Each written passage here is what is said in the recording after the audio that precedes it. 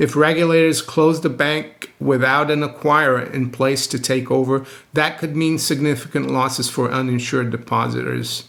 Regulators have said that such a failure could spur runs on other banks. And it continues, should we be rethinking what it means to be systemic? The answer has to be yes, said Lawrence J. White, an economics professor at New York University and former banking regulator. Sunday, September 10th, 2023, Maneco 64, home of alternative economics and contrarian views. So the FDIC, the banking regulator in the US, they've reported the latest data, the quarterly report for the second quarter. It usually comes out 2 months later and a week. And the situation doesn't look good for US banks. Unrealized losses have gone up by 8% or $42.9 billion. And we're going to look at that situation and the Treasury market and how important it is for the whole banking sector. And I would say that even a small bank failure could lead to contagion. So the situation hasn't been solved since March when some big regional banks went under. The Federal Reserve, of course, is continuing to assist with its BTFP program. Before I start, though, you might be asking how my operation for my right eye went. Well, it went well. I had local anesthesia. I got to the hospital on Friday, London time, just before 7:15. I was there for a couple of hours being prepared by the nurses for the operation. I was the first one in line. And it started at 10, was finished just after 11. Eventually, I left the hospital at 3:30, so I was there for most of the day. I think this report must have come out on the Friday. And yesterday I just rested. My eye was very sore, of course, and it still is. And it's going to take a while for it to heal. And I was told by the doctor, the surgeon, that I need to rest for about a month. So unfortunately, no golf for the next few weeks. But getting this eye healed is more important, of course. Rudy is doing well. I'm still taking him out for walks, of course. That's not very strenuous. But anyway, let's get back to the banking situation. And for many of you who are new to the channel, or maybe not even, you might have forgotten, I did a video back in February with John Titus of Best Evidence, and I highly recommend his YouTube channel. He doesn't publish very often, but when he does, it's really good stuff. He has a legal background. He's based in the US. And he had seen these FDIC data. At the time, they only had data till the third quarter of 2022, and the losses looked really bad. And I remember him telling me at the time, make sure if you're going to keep money in the bank, be like a squirrel. Keep your nuts everywhere. Spread the risk, because he thought at the time something big was going to happen. It wasn't sustainable. And lo and behold, a few weeks later, the whole regional banking sector was under pressure. The whole U.S. banking sector was under pressure. The U.S. Treasury had to change the rules and bail out depositors who had more than the insured amount of $250,000. And then Janet Yellen made it even more uncertain when she testified, I think, in Congress. I think it was a senator or a congressman from Oklahoma. And he asked, what if a small bank in Oklahoma went under? Are you going to bail out all the depositors? And she couldn't answer it. She said, oh, we will have to decide at the time. So the U.S. banking sector is in dire trouble, I think. And why is that? With rising inflation, bank failures, and massive layoffs across multiple sectors, the future of the economy remains uncertain. It's no wonder the central banks have been getting prepared by stockpiling gold. At ITM Trading, we have spent over 27 years building a team of seasoned researchers and analysts who can help you prepare for any financial crisis. Our experts are ready to provide you with proven strategies to safeguard your wealth and assets in the event of an economic downturn or currency reset, which is frankly inevitable. Don't wait until it's too late. Schedule your free gold and silver strategy call by clicking on the link in the description below. Well, it's mainly because interest rates have been going up. Bond yields have been going up quite a lot since the Fed started raising rates. I even forget now when they actually started it, but probably late 2021, early 2022, and they've done it. A big continuous increase. Yes, right now they've kind of paused and they're not doing it at every meeting, so it's quieting things down. But the bond markets continue to drop, and when bond markets drop in price, yields go up. And a lot of these banks and a lot of investors, they thought the bond market would stay in this bull market we had since 1981, and they were even buying 10-year treasuries below 1% in 2020, and now it's yielding over 4%. The value of fixed income investments go down when yields go up in the secondary market. And so I've been waiting for this FDIC report for the second quarter. It came out on the 7th of September, which was pretty much the day before I went into hospital. So on the 8th, I think it must have been, people must have looked at it. And I'm going to put a link to it below in the description so you can go through it. So it says here, one of the main points, unrealized losses on securities increased quarter over quarter. Unrealized losses on securities totaled $558.4 billion in the second quarter, up $42.9 billion, or 8.3% from the prior quarter. Unrealized losses on held-to-maturity securities totaled $309.6 billion in the second quarter, while unrealized losses on available-for-sale securities totaled $248.9 billion. So you might be asking, what's the difference between held-to-maturity and available-for-sale? Well, the FDIC, the banking regulator, or bank regulations, allow the banks to price their securities at par, at the level that they bought them.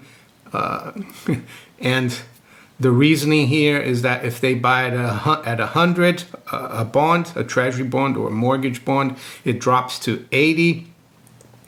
Eventually at maturity, they'll get 100. So they allow them to hold it to maturity. And available for sale are securities that they can't really put in to held to maturity status. And I'm going to recommend an article that I read, from wolfstreet.com. And he wrote that yesterday, or actually it was on Friday. He must have seen this come out right away. And he says, unrealized losses on securities held by banks. Oh dearie, the whole schmear, up 8% to $558 billion. And he says here, how do you lose 47% on 30-year treasuries? Well, buy at auction in August 2020, or you can carry them at purchase price and hide the unrealized loss in the footnotes. So he goes through the fact that investors and depositors, they've twigged onto this unrealized losses. And he explains how the people that took their money out at Silicon Valley Bank, Silvergate, Signature Bank, and First Republic, they knew it was held to maturity, but they were concerned.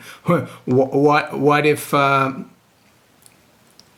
people took their money? Would there be enough money there or cash on deposit for them to take out? And I did a video recently about that the vaults are empty. There is no real cash. It's all invested.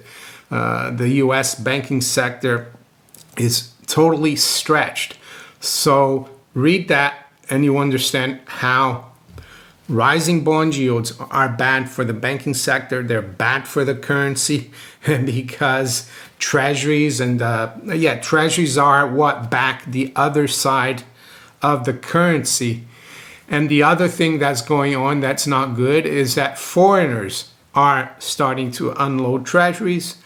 Foreigners are trying to substitute dollars for their own currencies through BRICS and BRICS expansion. Yes, sometimes you see headlines that a 7-year note auction went really well, massive foreign demand. But the foreign demand here is mostly U.S.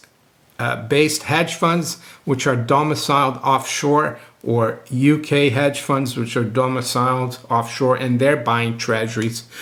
But if you really want to see what foreigners are doing, I think this tweet, recent tweet here from Markets and Mayhem is really interesting. Saudi Arabia is dumping their U.S. Treasury holdings. February 2020, they were at 184 billion. June 2023, they're at 108 billion. And we're seeing as well countries like Poland, Singapore, China, and many others continue to buy gold as a substitute for treasuries. So now I'm going to talk about why it's so important to keep an eye on the bond market, on U.S. Treasury yields. And it's all to do with the banks. So first of all, I'm going to show you the report here, unrealized gains, losses on investment securities. This is from the FDIC. And it looks like it's improved from the third quarter. It was almost down to 675 billion. But one of the reasons it's improved is that a lot of the losses have been realized or have been taken out of the banking system because of the bank failures in March. So that's why it looks better. So there's the chart there. And so the blue part is the held to maturity securities, and the beige color is available for sale securities. So I've spoken many times, of course, about the bond market. So let's say I'll give you a quick explanation, and you can read Wolf Richter's report as well. So let's say on Monday, the U.S. Treasury issues a new 10-year note at par and at a coupon of 4.25. Let's say that's pretty close to where the secondary market yield is. So you go to the bond dealer who bought it from the Treasury, and you say, I want to buy the new 10-year, and you pay $100, and you get 4.25% coupon paid semi-annually. But let's say that in 3 months' time, the yield on the secondary market is 5%. So, and you go back to your bond dealer and you say, I want to sell those 10 years, those $100. And he'll give you a price that's lower than 100. And why? And I'm not going to do the bond maths here. Most of the people on Wall Street do it through their Bloomberg. I don't have a Bloomberg. I think it costs $2,000 a month. But the price will be below 100, so you'll be losing. You'll be realizing your losses if you sell it. And why? Well, because your 10-year now has to be priced lower to match the secondary market yield of 5%.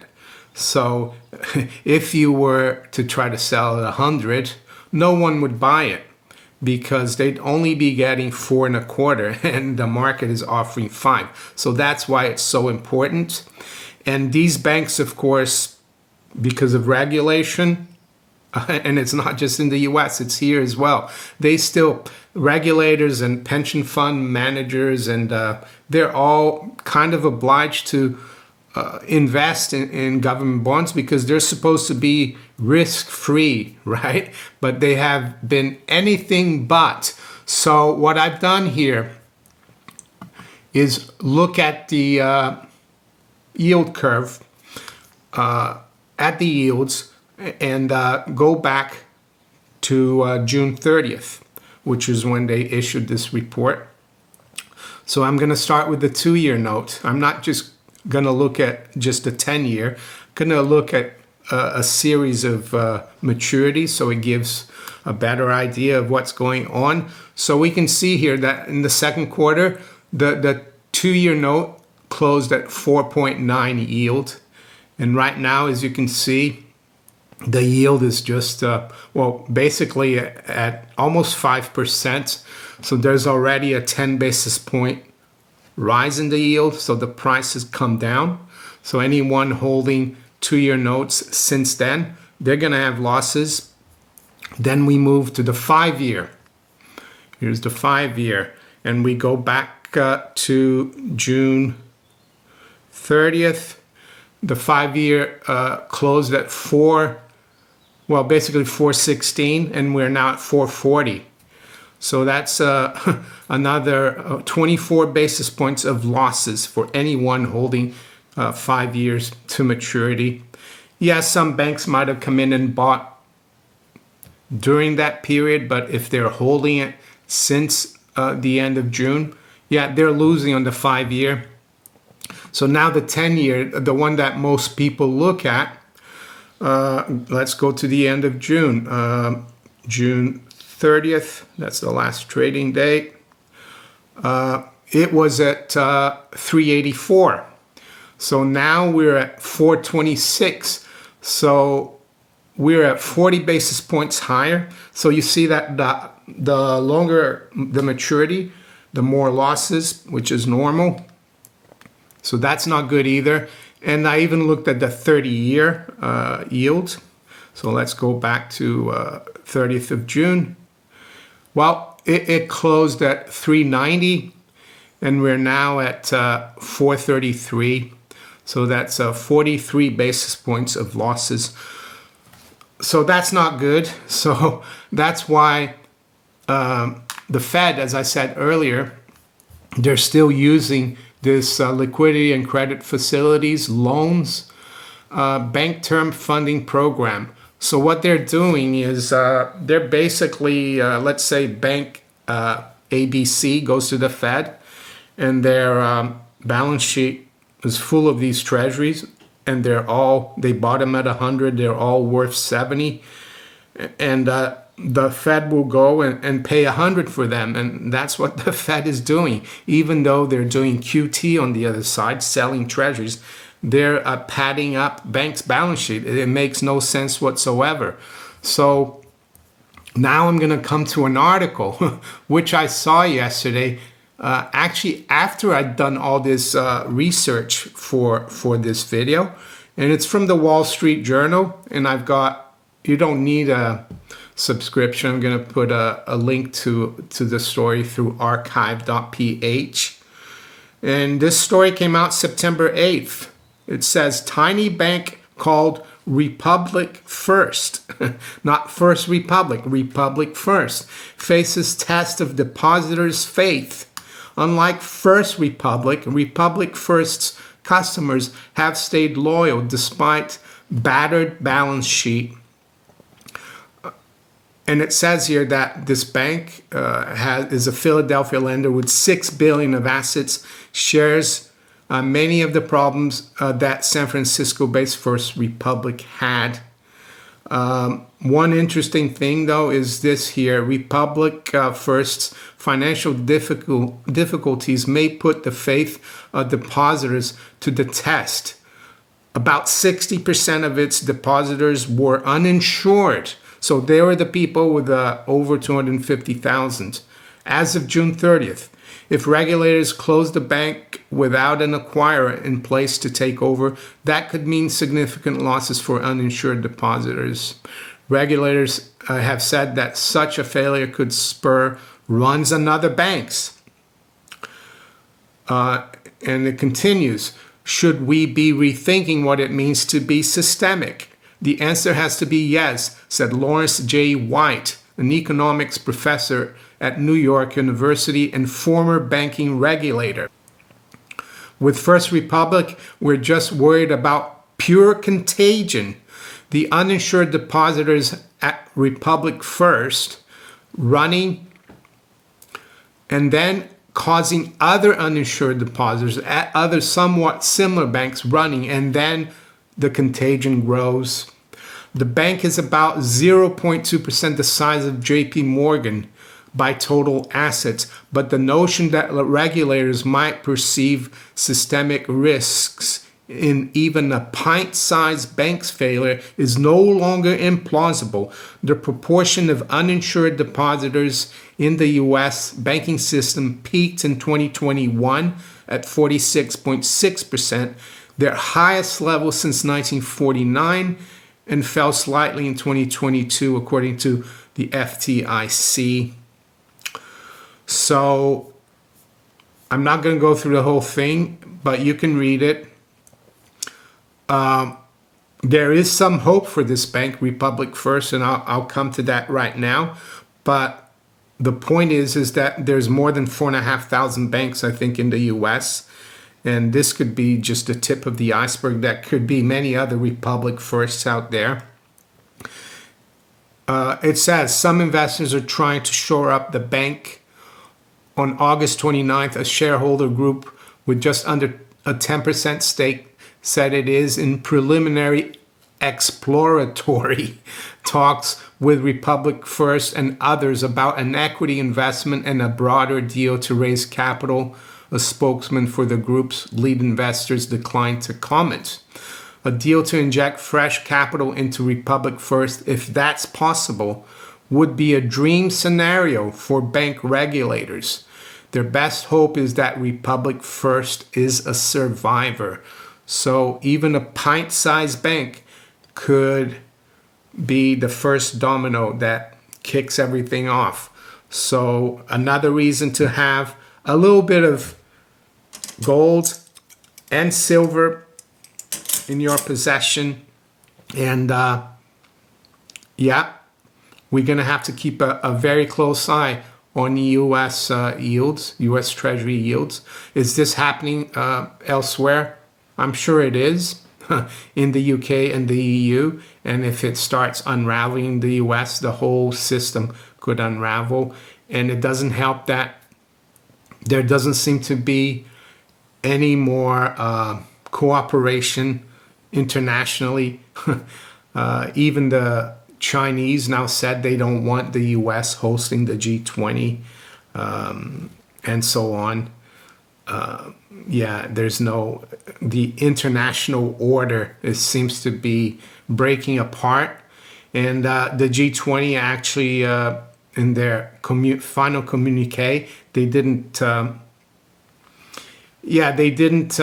condemn Russia for the war in Ukraine. So that's a big deal because it means the rest of the world outside the US and Western Europe, they see through the West what they're trying to do. And I think you'd be naive to think that the Chinese and the Russians and people all over the world aren't looking at this banking situation.